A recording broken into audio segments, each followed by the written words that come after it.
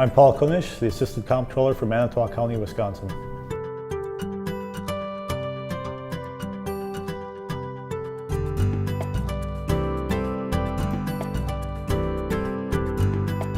Prior to using Spreadsheet Server, our budget process was the typical print it out, to send it off.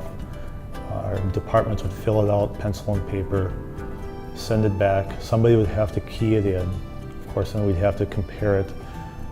Did what we entered agree with what their totals were? If not, determine, okay, who made the error? And then send it back in another paper report.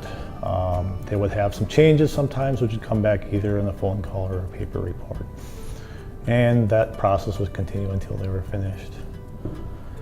And then, of course, revisions along the way prior to the final budget was the same thing. Print a paper report, make the changes, key the changes in, and come back, did the changes you put in, come up with the totals you expected. If not, spend some time looking where the keying error was.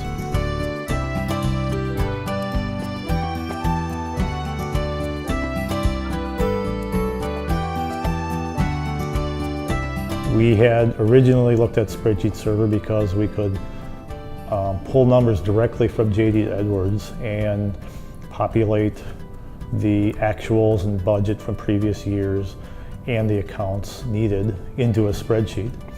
We would then send the spreadsheet out to the departments, and everybody's familiar with Excel. They could type in the numbers as opposed to handwrite them. It would total it for them. We eliminated errors in adding up numbers. And then they could send it back. That also eliminated that stack of paper we would send out, the first and second and any other revisions.